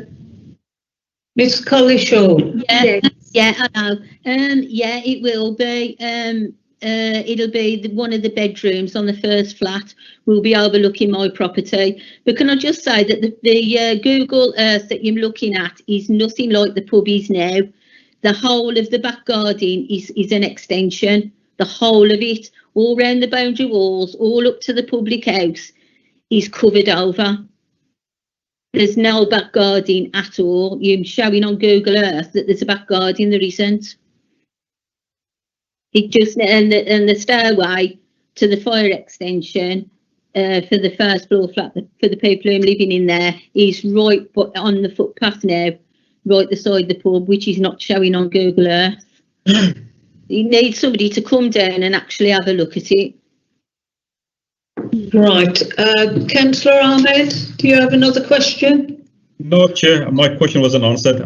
My question was for the highways. Right. They mentioned that there's 2 spaces within the site and 3 spaces outside on the road. And for the looking at the pictures as well, they are, you can see they are lined up as well. So they are marking there for parking. So I just want to clarify on that, please. Thank you. Right, and Councillor Jones. Sorry, Chair, I haven't got my hand up. Okay. Right, I'm sorry, Mr. Rolfe. We can only ask questions of you. You can't make any more comments after you've had your statement. Okay, so I'm sorry we can't come to you. No, that's fair enough. Thank you. Councillor Hussain. Thank you, Chair. Question for John.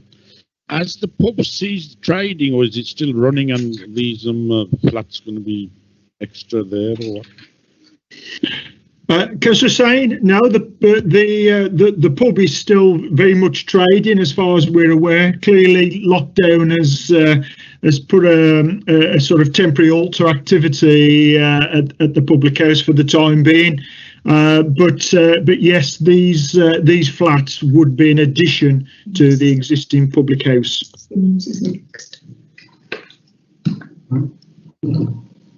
Right, okay. Councillor Sims. Okay, thank you, Chair.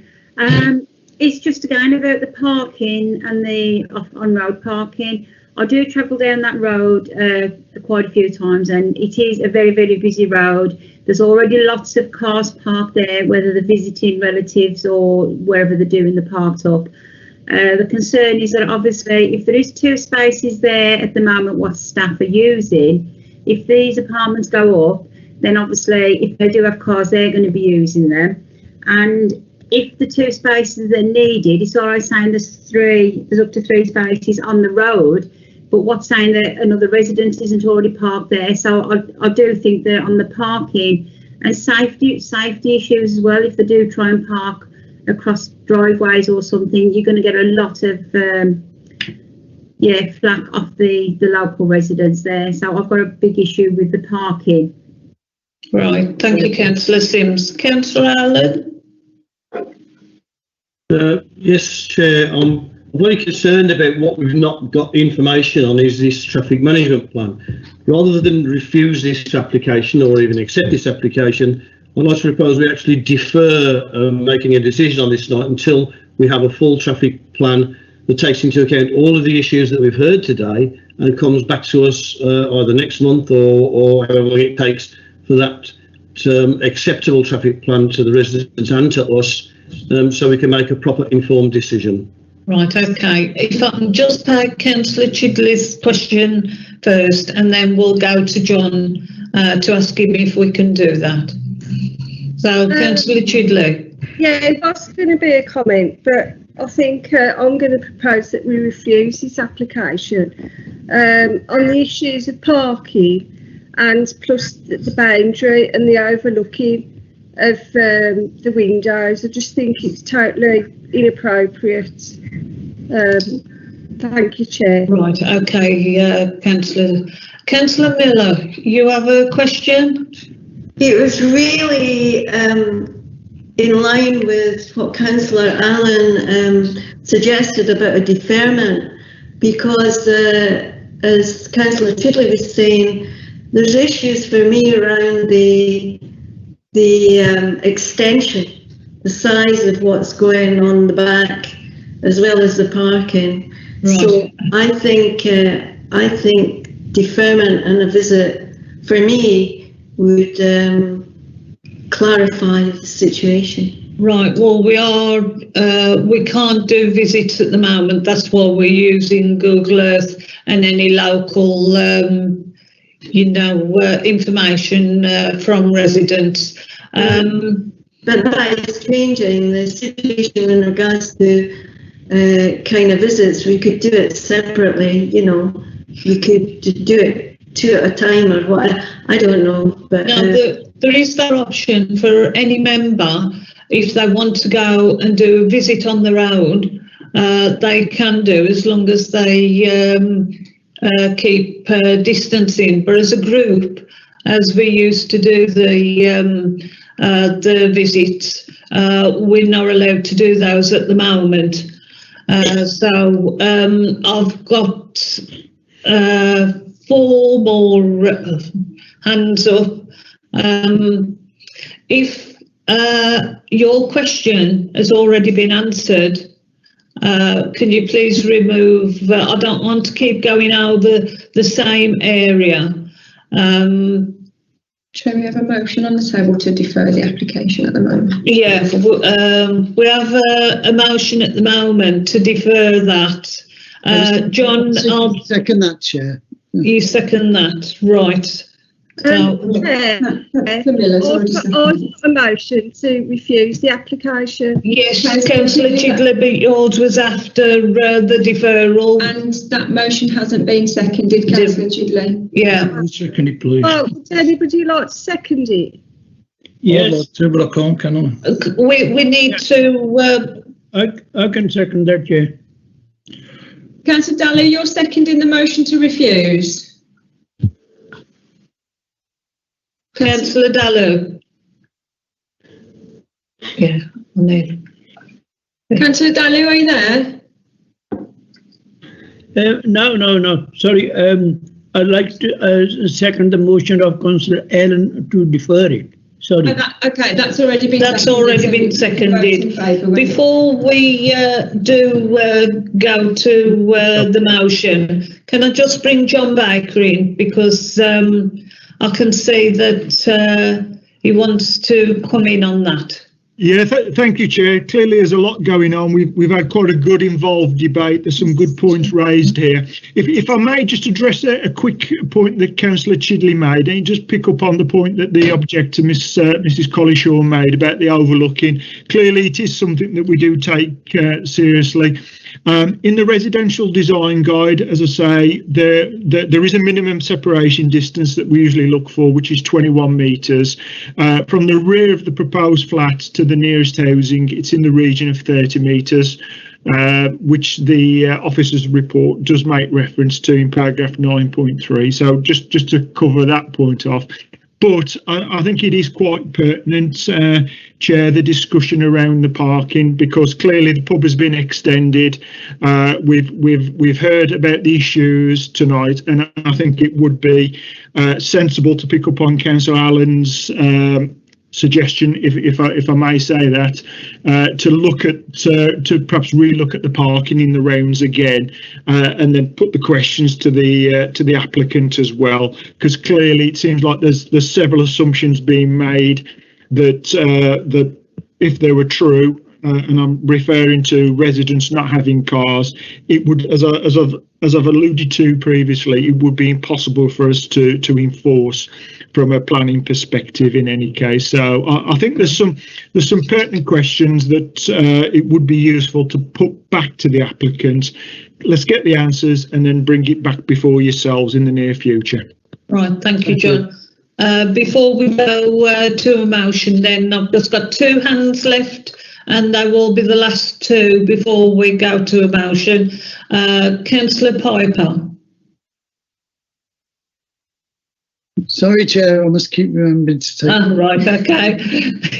In that case, Councillor Jones. Yeah, very quickly, again, I'd support the deferment, but if we are coming back, can we have an officer, if members can't get there, to take the photos, because Google Earth apparently isn't showing exactly what the situation is at the moment. So maybe we could have an officer, like they do in other local authorities, actually take a video of the actual site with members having to go. It's just a suggestion. Right, thank you. John. Yeah, Chair, eminently sensible. We'd be happy to facilitate that and bring that information back before yourselves in the near future. Okay, that's lovely. Thank you very much. Stop a drone, John. Chair, I know I'm not supposed to say anything, but I just wanted to get something over clear that seems to be a bit mixed up this evening. The pub is still trading as a pub. At the moment, the pub has just put a big restaurant extension on the back. So it's very much, it's not converting the pub into flats. It's putting extra flats on top of a working pub. Mr. Ralph, I could even see that already on the map. Some of the members weren't so clear, because the question was asked, is it still trading as a pub? It's very much trading as a pub, and it's getting bigger as a pub, and we haven't got a problem with that at all. Right, okay. Right.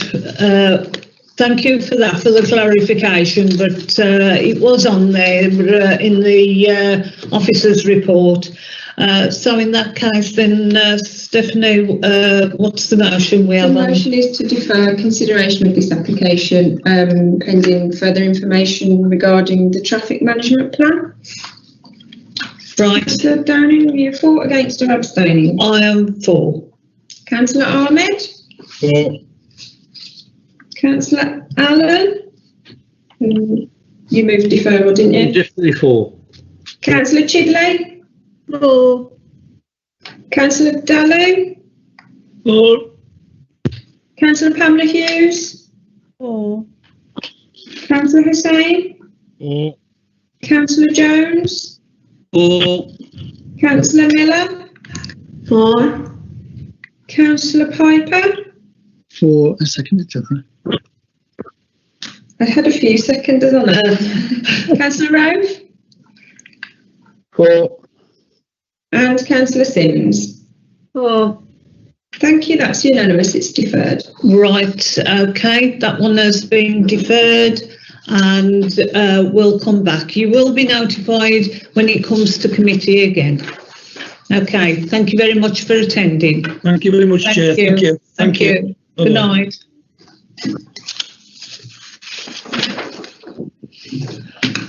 Right, item number 9, planning application PD/21/01697, proposed 15-metre phase out 8 monopole C/W wraparound cabinet at base and associated ancillary works, Woden Road North, Wednesbury.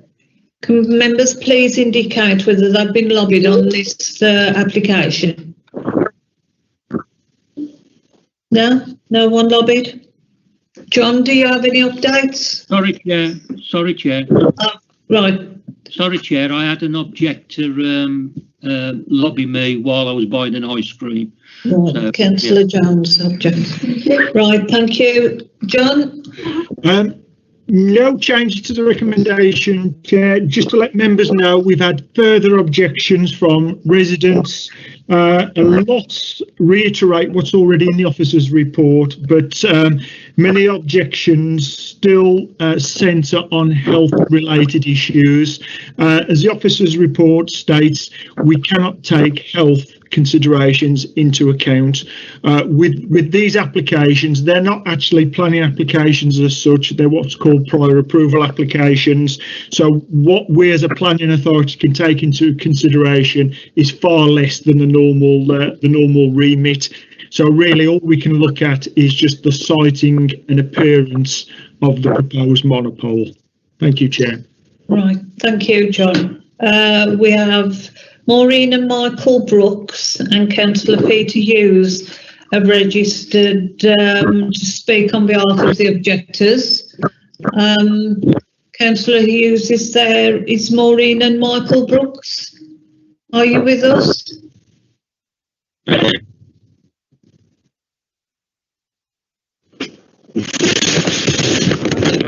Don't seem to have them. In that case, then, Councillor Hughes, you have 5 minutes to speak on this application.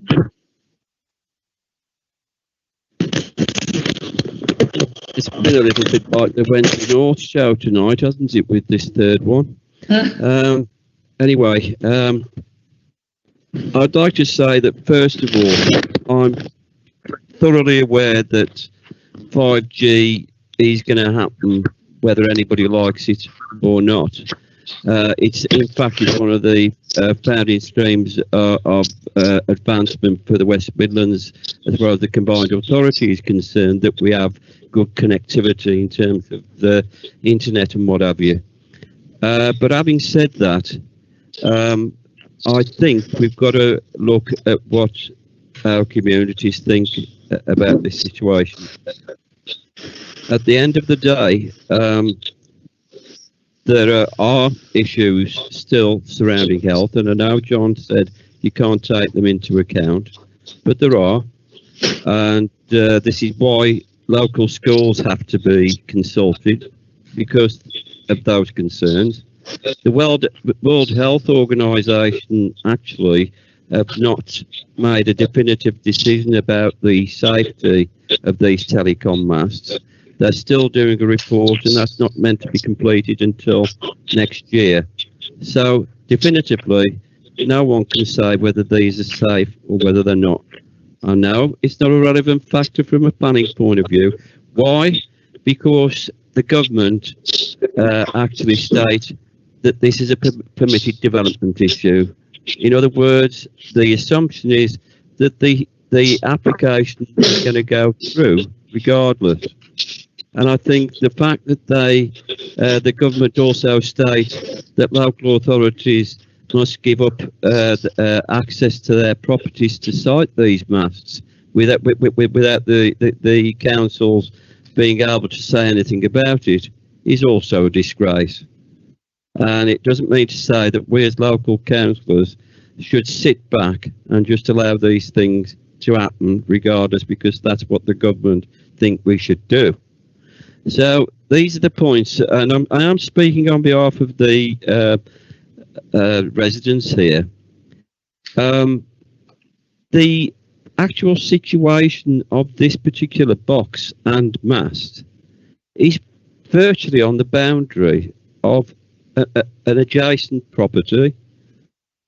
It will be towering over the rear garden of that property. In terms of its location, it's directly in eyesight of anybody driving up to the roundabout between the junction of Park Lane, Myford Road and Weldon Road North. It's a very busy roundabout and a very, very busy thoroughfare in all directions. This is going to be towering above the eye line, so anybody driving up there could naturally look over and see it in their eyesight. So coming up, as you can see there, coming up Park Lane towards the roundabout at Myford Road to the left, it would be within their eye line. That's the property to your right on the screen. That's number 71, and it will be towering above that house there. In other words, it's in a residential position. It's within a stone's throw of 3 schools. One is Albert Pritchard School, which is off Crewe Road, which is the next junction down there. That's one school there. If we go to the right, if we go to the other direction, we have, sorry, bring it down. We have Old Park School, which is it's not that much further away than Albert Pritchard. The other things, so from a visibility angle, it's towering over local residential properties. It's incongruous in the area. It could be, it could take people's eyesight away from travelling up to that roundabout. In terms of screening off, yes, there'll be a fence along with the property at Weldon Road North, but sorry, it's going to tower over their rear garden. I strongly object to the fact that a company like this can come in and impose this sort of situation on a local community without any real feedback, really. We did put a petition on. Unfortunately, we've not been able to take it down, but there are 74 signatories to that petition, which we haven't been able to submit to you. But the fact of the matter is, I think these organisations should be sitting down with a local authority. One, to establish suitable locations which are not impactful on residents. You can just round up now, please, Councillor Hughes. That's not impactful on residents. And two, that if they're going to site them on local authority land, which this is, it's on a grass verge which is higher than the footpath. Local authorities should be able to say yay or nay, or at least come to some agreement with the company. The company should be liaising with the council and the community, not imposing things on them. And I really do object to this, as do my other ward councillors. We'd like to have this application refused on the basis that the company come back to the council and sit down properly with the local authority and establish suitable locations which are not going to affect people directly. Would any of you, would I want that mast tearing over my house? Sorry, I would not.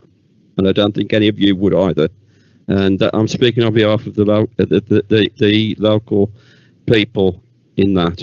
Right, thank you, Councillor Hughes. Right, now we'll go to any questions. Councillor Chigley. Yeah, basically I agree with everything that Councillor Hughes has just said. And looking at the 15 metres is 49 foot. And I know you're not supposed to consider the health, but I think there is, because it's not, the health issue, there could be a potential health issue there, but I agree with everything. It's virtually on the side of somebody's house, and the company should ask the local authority to say yes or no. So I second Pete's proposal. Thank you. There was no proposal given, Councillor Chigley, and it's for the committee to propose, nor any objectors. So we'll come to that when there is more questions to be asked. Councillor Allen. Thank you, Chair. A number of these have obviously cropped up across the borough. We've got them in my ward, then in the centre of Grey Bridge on an island. It hasn't caused any accidents yet whatsoever. People see it and think, well, another mast, another step forward in communications for Sandwell. Looking at our own report, section 4 in terms of responses, we cannot take into account any issues regarding the health issues around that, because we have to just discuss and make our thoughts basically on the planning application of submitting a mast. It's okay, maybe it's not everybody's cup of tea. We've had problems with masts historically being sited, but they're not sited willy-nilly. They're determined on where they have to be. So it's not just I'll stick one there. It's to create the network. Otherwise, I'm sure they would find other places to put them. And this is creating a network that's going to provide high-speed future network connections in Wednesbury. And my view is, and I'll propose that we should accept this proposal as it's laid out. But taking in, obviously, we've already expressed our concerns to the residents, but that is happening all over Sandwell. It's a shame. In some cases, the one in Grey Bridge is directly opposite a number of flats. We had nobody's created a problem there. So I'm proposing we accept the recommendations laid down in the report. Right. Thank you. Thank you. Councillor Dallow. Thank you, Chair. I agree what the Peter Hughes said, Councillor Peter Hughes said, because once you get this application, the people they keep coming. There are 2 in my ward. I try to object one, and the others, but they want to know my views. I said no way. And the residents, sooner they came to know, because it was in the press. Somewhere in the north or somewhere, the people came to know, and they get together, send the petition to the council, and it was refused. So I said to the officer at the time, I said, look, I'm not in favor of that, because the one was by the Hawthorne pub near the boundary, and that was still, according to my knowledge, in West Bromwich Central. Another was in Roebuck Street, West Bromwich. Now the third one is on way, which is right almost opposite near the houses. And because the reason was given, where the application was refused, that it will interfere with the television and internet and so on. So that was the reason given, and that application was refused. So as I said, I agree what Peter Hughes said, that we shouldn't, these people should be told that these are not acceptable, and the one is coming up now, right outside the houses now. Thank you, Chair. Thank you, Councillor Dallow. Councillor Ahmed. All right, Chair, thank you. My point is that I think, I mean, if you look at the overall, the health effect, everybody's talking about it, and previously lots of them been burned down as well. The government has indicated there is no health effect on the public or anything like that, and in applicants as well, and the companies have identified all these issues, and there is no issue. In the future, probably 50 years time, 100 years time, we might know there might be some health, but at this present moment, there isn't anything. And as the government and the future we're looking at, as Pete mentioned, this is the future, 5G and onwards probably. Sixth generation in some countries already started. So we are a bit behind, and I think it is something, yes, we are mindful of the concerns of residents, the concerns they have. But if the government is, happy to improve this kind of things, and I think we should give an approval. And I'll second Pete Allen's motion. I think we should give an approval. Thank you. Councillor Piper. Yeah, we've had a couple of these refused in my ward, actually, or one in my ward and one in the neighbouring ward that borders my ward. But they've both been refused on planning grounds, really, and I think there's a difference, and I think that's the point that Councillor Allen was making, that we can, we can't really object on aesthetic grounds. Although I do notice if I drive around Little Aston in Sutton Coldfield and the wealthier parts of Solihull, they don't seem to be inflicted with the same number of these 5G. Now, perhaps they don't use the same sort of technology in the posh areas as we use in the poor areas, but I do get a little concerned that they're building the network in areas like Sandwell and not developing the network quite as nationally as they claim. But again, I can't find any planning grounds for refusing it. Right, thank you, Councillor Piper. Councillor Chigley? Is there a historical hand, or do you have another question? No, just because our government say it's safe, it doesn't mean to say that it's safe, because other countries have actually refused to have 5G. Sweden have refused, and there are some other countries as well. I know saying we can't refuse it on health, but I think health is a very important issue, and I think we should be allowed to refuse. Councillor Chigley, it's not a planning consideration now, well, so we can't use that. You need a planning consideration. Well, if it's not for the health, I just think it's unsightly. You've got a massive flight right next door to somebody's garden. I mean, 50 foot. Yeah.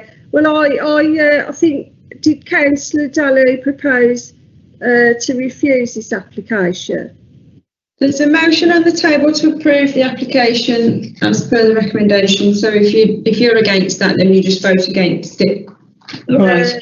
Yeah. Can I have a motion to refuse the application? Then we need to vote on the one that's on the table at the moment, which is for the application, before we can take another one. So. I still have questions to be asked, so we'll deal with that. Councillor Jones have their hands up. Councillor Jones. Thank you, Chair. Just a few points. And again, I note in the report it says there's a local authority. This is our land, but we can't object to somebody coming and put something on our land, which seems to be a bit of a nonsense in that sense. I'm torn, and the reason why I'm torn, because under COVID and that, we have a lot of children who require internet connectivity and are doing all the homework at home and this, that and everything else without very good broadband connections. But I'm also torn that, again, we have people in the area who are quite rightly looking at the aesthetics of it, and I know they've reduced the height of that. But again, I drove past one today at Gospel Oak, opposite the pub where the school is. And again, it's the same design, the same providers, I think. I'm just wondering, why did that one get through and then objections in other areas where the same as Pete Allen says, we've got them popping up all over the shop, and I suppose we all have mobile phones, but as I said, I'm still undecided on what to do at the moment. Okay, thank you. Councillor Hussain. Oh, thank you, Chair. I have all the sympathies with the. I'm sorry, Councillor Hussain, we're having problems hearing you. Can you hear me now? You're very quiet, Councillor Hussain.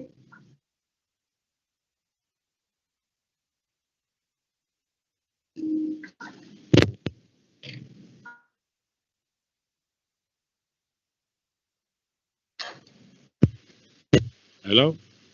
Hello? It's still very quiet. Hello? It's me, headphones on. Yeah, Is that better?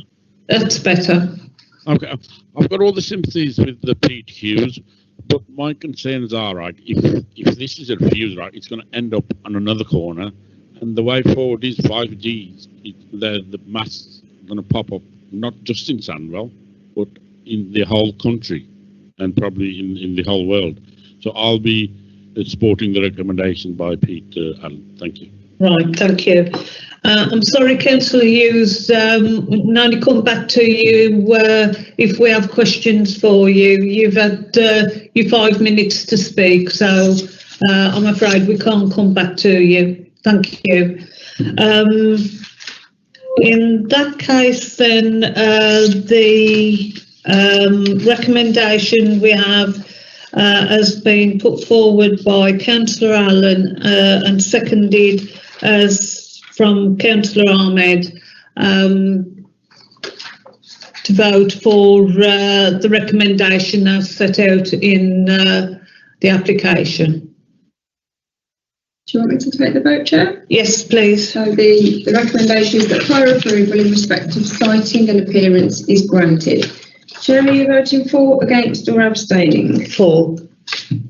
Councillor Ahmed seconded the motion. Councillor Allen moved the motion. Yeah. Councillor Chidley. For, against? Against. Yeah.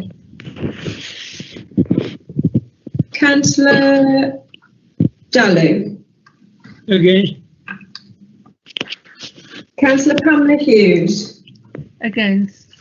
Councillor Hussain. For. Councillor Jones. I'm abstaining. Councillor Miller. Against. Councillor Piper. For. Councillor Routh. For. And Councillor Sims. Against. 1, 2, 3, 4, 5, 6 against. 1, 2, 3, 4, 5. Chair, that's carried. The application's approved. Applications approved in that case. Thank you. Item 10, applications determined under delegated powers.